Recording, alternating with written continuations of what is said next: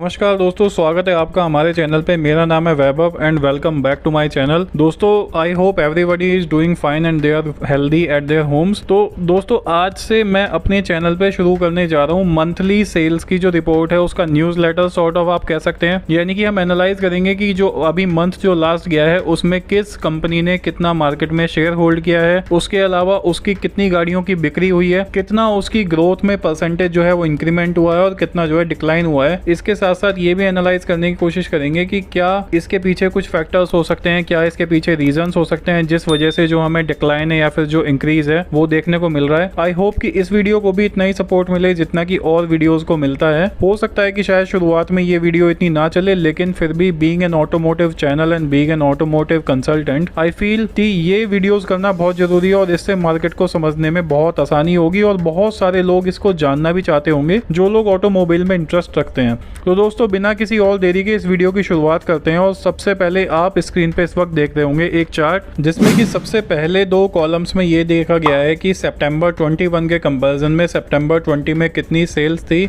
और उसके बाद में ग्रोथ परसेंटेज कैलकुलेट की गई है कि कितना ग्रोथ परसेंटेज जो है वो डिक्लाइन हुई है या फिर वो अप हुई है। उसके बाद में सितंबर के डेटा को कंपेयर किया गया है इसी साल के पिछले अगस्त के डेटा से और उसमें देखा गया है कि इन दो महीनों के बीच में कितनी ग्रोथ या फिर डिक्लाइन हुई है। उसके बाद में मार्केट शेयर को एनालाइज किया गया और ये देखा गया है कि जो मार्केट शेयर है वो पिछले साल कितना था सितंबर 20 में और इस बार जो मार्केट शेयर है उस ब्रांड का, उस कंपनी का कितना फिलहाल जो है सितंबर 21 में रहा और उसके बेसिस पे भी जो परसेंटेज है वो कैलकुलेट की गई है जो भी अप या डाउन की रही है। तो शुरुआत करते हैं सबसे पहले सबसे बड़े स्टेक होल्डर को लेके जो कि एज यूजुअल भी है मारुति सुजुकी, जिसमें कि आप देख पा रहे होंगे 63,000 गाड़ियां जो है सितंबर 2021 में बिकी और सितंबर 20 में वो 1,47,000 थी। अगर इसको पिछले महीने के डेटा से कंपेयर करें तो 1,03,000 गाड़ियां जो है पिछले महीने अगस्त 2021 में बिकी थी। 57% की जो ग्रोथ का डिक्लाइन है वो सितंबर 20 यानी कि पिछले साल के डेटा के हिसाब से है और 38% यानी कि 38% का डेटा में जो डिक्लाइन आया है वो पिछले महीने के कंपैरिजन में आया है। अगर मार्केट शेयर की बात करें तो पिछले साल जो है मार्केट शेयर मारुति का 50% था सितंबर में 2020 में, लेकिन वो घट के 16.5% 16.5% का डिक्लाइन आया और 34% वो रह गया है, जो कि एक काफी नोटिसेबल एक बहुत बड़े नंबर के साथ में एक डिफरेंस है। सेकंड स्टेक होल्डर जो इंडिया में एग्जिस्ट करता है दैट इज हुंडई। हुंडई की अगर डेटा की बात करें तो 50,000 गाड़ियां जो है वो सितंबर 2020 में बिकी थी। 33,000 गाड़ियां जो है वो सितंबर 2021 में बिकी। यहाँ पे अगर आप ग्रोथ में डिक्लाइन देखो तो 34% का है और उसके साथ साथ अगर आप आगे अगर बढ़ोगे तो सितंबर 21 में 33,000 जहाँ गाड़ियां बिकी हैं वहां पे पिछले महीने अगस्त में 46,000 गाड़ियां बिकी थी। तो यहाँ पे भी लगभग 30% के आसपास का जो है वो डिक्लाइन है और मार्केट शेयर पे कोई खास फर्क नहीं पड़ा है। पिछले साल 17.8% इस साल 17.8% है और पिछले साल 17.2% था। तो यहाँ पे 0.6% का इंक्रीमेंट ही हुआ है। इसके बाद की जो फिगर्स हैं आप देख सकते हैं कि टाटा की जो ग्रोथ है, टाटा ने बहुत अच्छा परफॉर्म किया है क्योंकि इसने हर सेगमेंट में गाड़ियां लॉन्च की है और आने वाले कुछ टाइम में टाटा की सीएनजी गाड़ियां भी लॉन्च होने वाली हैं। यहाँ पे अगर हम देखें तो पिछले साल 21,000 जहां गाड़ियां बिकी थी, इस बार मोटा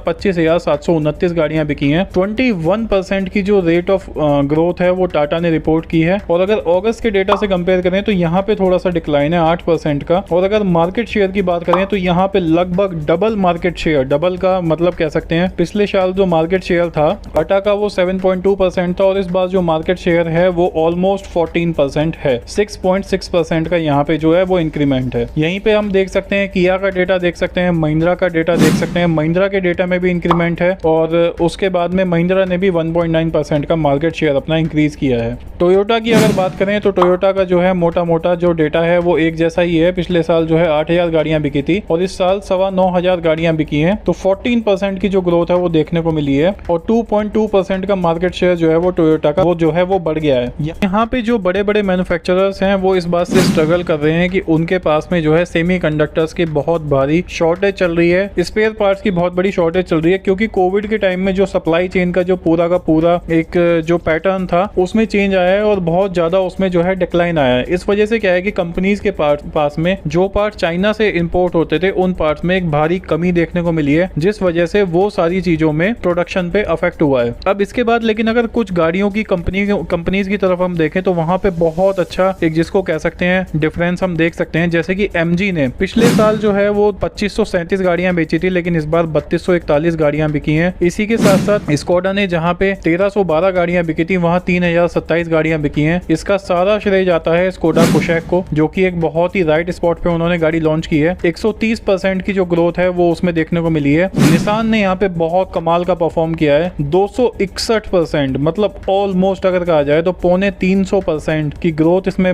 देखने को मिली है। अगर देखा जाए निसान की गाड़ी पिछले साल जो है वो 780 बिकी थी, तो इस बार 2816। इनफैक्ट ये भी कहा जाता है इस वक्त जो टॉप 10 गाड़ियां जिन पे वेटिंग है उनमें से एक निसान मैग्नाइट आती है। इसके बाद फोक्सवैगन आ जाती है, जीप आ जाती है। तो सभी गाड़ियों में थोड़ा थोड़ा वो इंक्रीमेंट जो है वो देखने को मिला है। जीप यहाँ पर FCA के नाम से है, तो इसको भी अगर आप देखें तो 554 गाड़ियां जहाँ पिछले साल बिकी थी वहाँ इस साल 1311 गाड़ियां जो हैं वो बिकी हैं। अब यहाँ पे मार्केट शेयर चेंज की अगर बात करें तो सबसे बड़ा झटका अगर किसी को लगाया तो वो मारुति को लगाया, और फोर्ड की जैसे कि अभी कंपनी ने शट डाउन कर दिया था तो फोर्ड की यहाँ पर कोई भी बिक्री नहीं हुई है, ना ही वो रिपोर्ट की गई है। अब एक बार नजर डाल लेते हैं मार्केट शेयर पे। तो मार्केट शेयर जो सितंबर 2021 के हिसाब से रहा वो 34% था मारुति का, 17.8% हुंडई का, और थर्ड स्टेक होल्डर जो है टाटा 13.9%, जो कि बहुत अच्छा है। और उसके बाद बाकी सब में जो है वो छोटी छोटी और जो गाड़ियां जो कंपनीज हैं वो रह जाती हैं, जैसे कि टोयोटा 5%, महिंद्रा 7%, किया 7.8%। तो अभी भी जो है जो सबसे बड़े स्टेक होल्डर्स हैं वो मारुति सुजुकी और हुंडई ही हैं, लेकिन टाटा यहाँ पे बहुत अच्छी जो है वो ग्रोथ रिप्रेजेंट कर रहा है। और टाटा की जो ग्रोथ है वो हम ऐसे भी देख सकते हैं कि पूरे 20% का इंक्रीमेंट जो है टाटा की ग्रोथ में इस महीने पिछले साल के मुकाबले रहा है, यानी कि सितंबर 2020 को अगर कंपेयर करें सितंबर 2021 से, तो ऑलमोस्ट 21.5% का यहाँ पे इंक्रीमेंट देखने को मिला है। इसके बाद बात कर लेते हैं सेल्स फिगर्स की टू व्हीलर्स के मार्केट में। तो यहाँ पे हीरो मोटोकॉर्प ने जहाँ पे सितंबर 2020 में 6,97,000 बाइक्स जो हैं वो सेल की थी, वो इस बार 5,05,000 पर सिमट कर रह गया है, जो कि 27% ऑफ डिक्लाइन हुआ है। होंडा की यहाँ पे अगर बात करें तो होंडा ने काफी अच्छा परफॉर्म किया है, जहाँ पिछले साल 4,01,000 समथिंग बाइक्स बिकी थी या फिर टू व्हीलर्स कह लीजिए, वो इस साल जो है 4,63,000 पे चला गया है, और इसी के साथ में 15% का जो है वो ग्रोथ उसने दिखाई है। इसके बाद में अगर बात करें टीवीएस मोटर्स की, तो टीवीएस मोटर्स ने एक मार्जिनल डिफरेंस रिपोर्ट किया है 1% का। पिछले साल 2,41,000 था, तो इस बार जो है वो 2,44,000 है। और इसके अलावा बजाज ऑटो की अगर बात करें तो यहाँ पे 21% का डिक्लाइन है, 2,19,500 सितंबर 2020 में, और इस बार जो है 1,73,000 समथिंग के आसपास टू व्हीलर सेल हुए हैं। सुजुकी और रॉयल एनफील्ड का हमारे पास में फिलहाल डेटा नहीं है। तो दोस्तों आई होप कि आपको ये वीडियो जो है वो अच्छी लगी होगी। इस तरीके के न्यूज लेटर्स हमें बहुत सारी जानकारी प्रोवाइड करते हैं, और हमने ये भी समझने की कोशिश की है कि अगर किसी कंपनी में कोई इंक्रीमेंट हुआ है या फिर कोई डिक्लाइन हुआ है या फिर ओवरऑल जो मार्केट ट्रेंड है उसके पीछे क्या रीजन है और क्या वजह है कि ऐसा हमें ट्रेंड और ऐसा हमें डेटा देखने को मिल रहा है। दोस्तों जाने से पहले मैं एक बात और कहना चाहूंगा, अगर आपको इस तरीके की वीडियोस देखना, ऑटोमोटिव इन्फॉर्मेशन कलेक्ट करना पसंद है तो आप जरूर इस चैनल को सब्सक्राइब कीजिए और वीडियो को बिल्कुल लाइक कीजिए, और हो सकता है तो आप इसको अपने फ्रेंड्स और अपने ग्रुप के साथ में शेयर भी कर सकते हैं। मेरी पूरी यही कोशिश रहती है कि अपना जो पर्सनल एक्सपीरियंस है ब्रीजा का, उसके अलावा मार्केट ट्रेंड्स, उसके अलावा जो भी ऑटोमोटिव से रिलेटेड कोई भी इन्फॉर्मेशन या फिर जानकारी हो सकती है, जितना हो सकता है मैं आप लोगों के साथ में शेयर करूं। Thank you so much for watching the video till the end guys. Stay home, stay safe as I always said earlier. So दोस्तों बाय बाय, टेक केयर, फिर मिलेंगे ऐसी किसी जानकारी वाली वीडियो के साथ में। थैंक यू सो मच दोस्तों।